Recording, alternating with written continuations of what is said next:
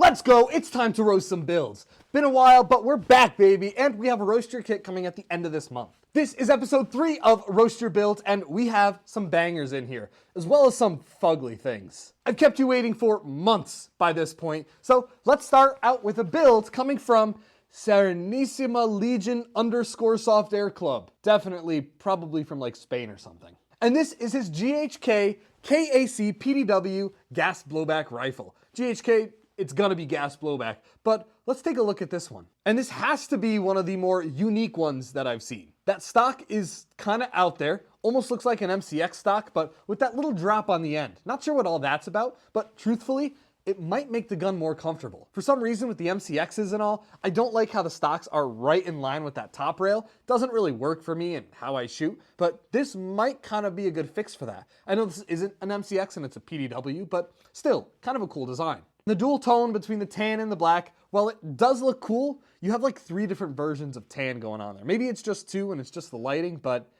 it's kind of a lot.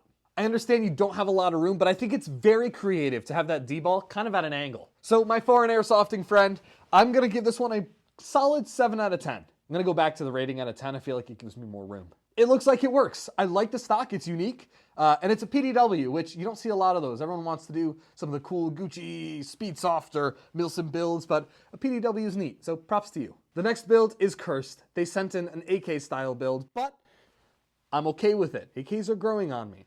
So I'm gonna consider this some personal growth in the last couple of months. This one comes from DKOMA11 on Instagram, and he built an LCT RPK. And you really have to squint to see it. The paint job you did on this thing is fantastic. And I think just because of how unique this thing looks, it doesn't look that terrible to me. It looks like a pile of a bunch of random things, but I think the unique points really gets it. You've got really unique parts on here, like that long tubular handguard, which is the VS24 style, or an MK14, a Mark 14 EBR stock. That's really strange, and I've never seen that attached to an RPK. You did say you also want to replace that RPK bipod with an RIS mounted one, which I would definitely recommend. Having just the black thing hanging out at the end of the barrel and nothing cool or unique attached to it is kind of pulling away from the overall aesthetic of it, that weird mashup sci-fi aesthetic, but you did a really weird, good job on this. I don't hate it. I'm coming around to it, but it is very cursed, so it's gonna get a 6 out of 10 for me. Not that it's bad, I just don't know how to feel. The next one comes from Tom, or callsign Backbone, and this is his standard M4 style setup. 2 different M4s for 2 very different play styles, as he says, and his first one is an Evolution Airsoft Ghost S M4, and this looks like the standard M4 you would see on a CQB field. Holy height over bore with the Airsoft sight and the light on the front top of the handguard. It's interesting. Not my flavor of things, but I do want to give you credit because the DMR, M4 DMR build looks a little bit cooler. That massive optic and that nice silver little trigger in there means you did do some work. Let's talk through some of those upgrades. Because this is a Tippmann M4 CO2 build with mechanical blowback that you've converted to HPA. Those are old school now. Like, I feel like those were like a decade ago, and you're still rocking one, so pretty cool. You have a new inner barrel, outer barrel, handguard, and bucking, and a silencer, bipod, scope, and sling. All that kind of stuff. And honestly, for an HPA build, even though it takes AR mag, so you can't really call it a DMR, it works. It looks like something that I would enjoy running one time. I'd probably try it over the smaller one. So I'm gonna average the 2 totals out and give you a solid 5.5 out of 10. Sorry, that mini one just kind of killed you there, but it's neat. So I see that it works for your aesthetic and your play style, so keep rocking with it. Angel sends along some of the beginner's airsoft guns. This is an M4 short barrel with a flashlight and a red dot. Looks like the thing you would go to the Army surplus store that happened to have airsoft, buy it all, slap it on your gun, and have a ton of fun with it. Sometimes I miss the old airsoft days where you're just basic, it's simple. You have a red dot, you got a light, and you're ready to crush it on the airsoft field. Or maybe just the indoor field. Maybe the outdoor field too if you got this thing tuned well. But that M249 also looks really cool. No optic on it, looks like you're rocking it bare bones, and you know what? They're both basic guns, but there is something to be appreciated about that. You didn't go too crazy. You have accessories on there that are what you need. They're not fantastic or amazing or out of this world, but they're gonna function. Very cool nonetheless for showing a collection of yours that you probably have a ton of fun with. Because they're so basic and simple and there's not too much to really rave about here, I'm gonna give it a solid 4 out of 10. Again, they're not bad, they're just basic. And Frankie Peppers sends in probably the best AK build I have seen on the series yet. This is his SEMA AK-74M. He's got tons of accessories, such as the Zenitco B30 and B31 replicas, a Zenitco RK1, a Wadston D-Ball, and an AEX T1 replica on a Temu riser. Hey, I appreciate you at least keeping it real out here. I think the simple, worn tan paint job is really what elevates this build. It's not crazy, it's not like all battle damaged and everything, but it's gonna be a natural wear. And for some reason, it just looks like it's functional. You said it's a stock SEMA on the inside, which, dude, that's probably crushing it out there. Better than most guns that I've built. So you know what? I would run this AK, and I'd probably have fun with it. It looks cool. Maybe I'm turning a corner here. We'll see. 8 out of 10 just for making me admit that I like the AK. Vital Scale Models, that's his TikTok account. Wow, a TikToker submitted. Also looks like his build is coming from Ukraine. So hope you're hanging in well over there, man. This is the SEMA Noveske M4 13.5 AEG. And again, we have a basic tan M4 build, but with the Noveske stuff and that integrated, is that a loudenser? That's a loudenser. That's kind of cool.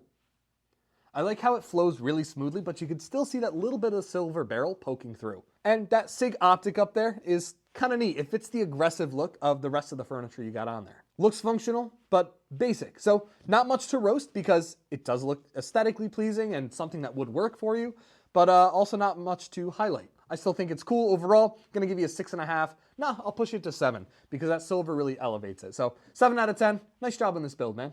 T-Boogie saw that I really like the SCAR DMR and decided to send in his Ares SCAR H AEG. On it, he's got a PTX MREX Mark II M-Lock rail with rail covers, a Repro maul, a CNC Tac ACR stock adapter, and just some other little pieces here and there. As much as I like the last SCAR that we looked at, I think this one's just missing something for me. Maybe it's the fact that it's kind of dual tone with the stock, the M-Lock rail, which, by the way, is beautiful. That is a super slim and good looking M-Lock rail. And the black magazine, I don't know, maybe it could use a little bit more color cohesiveness, or maybe a sick paint job would really elevate this in my eyes. But, you know, it's a SCAR. It's not an M4, and it's a SCAR heavy. So that 308 caliber is going to be doing really cool stuff if it were real. For Airsoft, it doesn't make a difference, but I still like it. Overall, man, I'm going to give you a solid 7 out of 10. The flash hider, or I don't know if you can even call it a flash hider, that thing's monstrous, is really cool. The dual tone does knock it down a little bit for me. I'd love if it was kind of a cool custom job, but not bad overall. Nice job. The next one is a DMR build. It's another SR25. We're really hitting home with the heavy calibers this round. And this comes from I Am That Guy TF121. This is his G&G SR25 G2H as the base gun, but it is fully internally redone HPA by Harris Customs. Externally, he's got it Cerakoted with a good FDE color with the KAC M110 K3 clone color, Vortex Razor HD, an Airsoft Artisan Badger C1 mount, and this is the coolest part to me, an L3 ANPS 23 thermal on a modded EOTech G33 STS mount. That is super cool. I personally have never seen one of these on a build. If it wasn't modern and run by the KSK, I probably haven't seen it. I'm really, sheltered in that form of things, but this is really neat. And it kind of looks like a grenade strapped to the front of your gun, but it's really cool. That stock is the only thing that I think is throwing me off. I'm used to seeing the standard stocks on the SR25s, those SOP mod style, but I still think it's cool. It looks decent. I'm very confident that this thing is an absolute beast out on the field. Being fully HPA with all the knickknacks and doodads you got on there, man, I would love to see it. I would just love to see some action of this thing. Being HPA and a DMR, this thing probably rips. So I'm That Guy TF121. Easy 9 out of 10 for me. And before we get to the top 3, let's talk about a couple of things first. If you like what you see so far and want to support the channel just a little bit more, which you have no obligation to do, you being here and commenting and liking and subscribing is more than enough, check out my Patreon, become a YouTube member, and check out our Discord. All of those are linked down below, and the Patreon and the YouTube membership gets you not only exclusive access to different files of mine and decals and all that I use for my impressions, specifically on Patreon you can find those, but you can also get exclusive content on both. And on the Discord, we can chat and talk it up, and I think that's how I'm gonna have things submitted for the Roast Your Build and Roast Your Kit series in the future. So if you wanna get your build roasted in the next Roast Your Build video that's coming out on October 25th, send it to my Discord. In the Discord, you're gonna see a channel that has Roast Your Build. You can submit all the details in there. You can chat it up with the community. And I think that's going to be a good way moving forward. So get it submitted by October 17th. That's a Friday, October 17th. You have a good amount of time. At the time of filming, you have like over a month to do it. So get them in there, join the Discord, jump in on some conversation, support in any other way you feel that you would like to, and let's get to the top 3 builds of this episode. I know I am that guy. TF121 was really close, but these just take it up a notch for the unique points. This one's coming from Wojsen3035, and this is his Car 15 with an early free float style handguard, the TOOB handguard.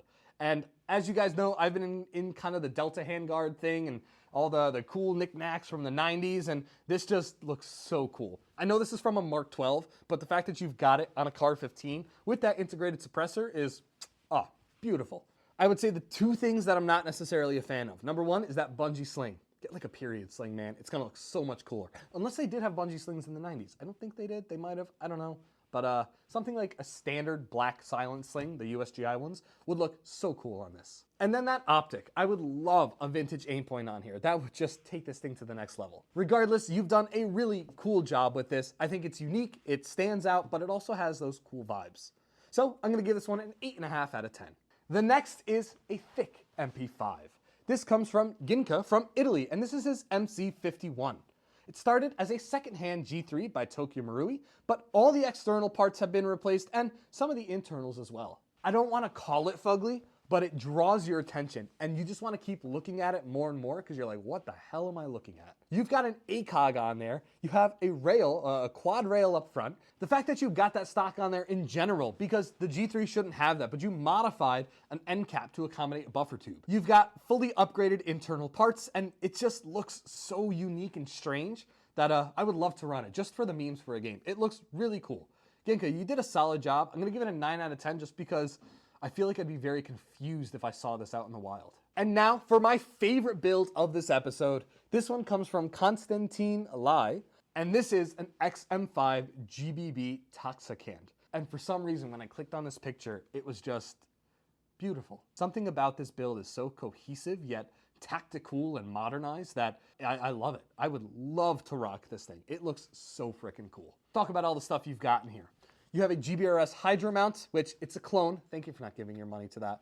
A Holosun AEMS red dot, Watson EOTech OGL, Somo Gear pressure pad and laser, pressure pad Surefire mount, a Surefire M600V, a DFCO hand stop, and an AOR1 sling. That AOR1 sling is icing on the cake.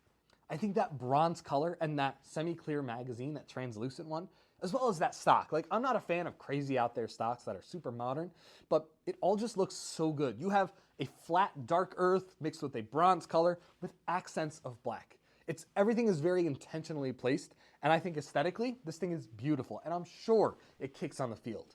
This is a gas blowback that I would love to run time and time again. Konstantin Lai, easy win for you. 10 out of 10 build. Thank you for joining us on episode 3 of Roast Your Builds. This is the Gear.Locker. Make sure you get your builds in by October 17th. Send them to the Discord. So see you on Patreon and the YouTube memberships and anything else that I forgot to plug. This is the Gear.Locker again. See you guys in the next one.